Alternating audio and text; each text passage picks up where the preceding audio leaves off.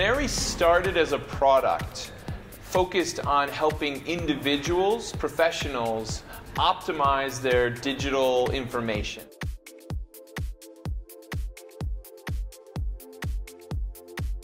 After we got the company going, brands started to come to us and they said, can we use your technology for our brands as well? So when we're hiring people at Qnary, we look for really people that have a couple of different characteristics. The ability to write is not something that every young person has. Second thing is attitude. We at Qnary, we tend to be problem solvers. So I need to find people that live with a philosophy that we have, which is, our philosophy is find a way.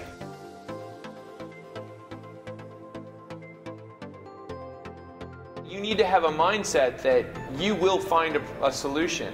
It's not acceptable in our company to just be like, I don't know, we can't do it. You have to be able to be someone who likes to figure out difficult problems. The technology piece is extremely valuable in terms of understanding technology and understanding how that relates to digital media. But in certain cases, we've actually trained people on all that stuff.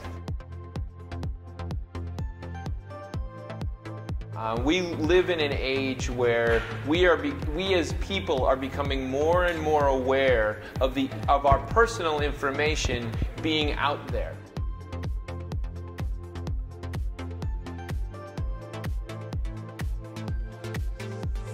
You need to manage your information. You need to be empowered to take control of how you tell your story. In an age where information can be shared anywhere, you need to empower yourself and manage that. So the gap between the real identity and a digital identity, I would say that today we live in a world where your real identity is so fused with what you're doing in digital life that it's impossible to separate the two.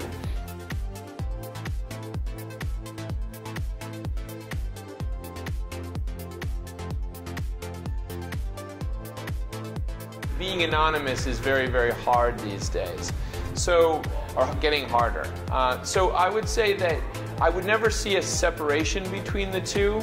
In fact, if anything, I would say that be aware that your digital life is very much a representative of who you are. I've spoken to a lot of the Blant students while I've been here, and my biggest advice is to remember that they are the brands themselves, and so what they put out there, they need to make sure that they are managing that presence. I'm not saying that they shouldn't post funny things or silly things, but they need to be aware of how they're posting it. They need to make sure that they complete their presences on things like LinkedIn. So that's the first thing. The second thing is, I think it's really important for them to create content. This is a communications school. And so if they create blogs, if they're creating videos and sharing that online, that's very important. That content will create the tapestry which will make up their professional resume. This is what they do. This is their future.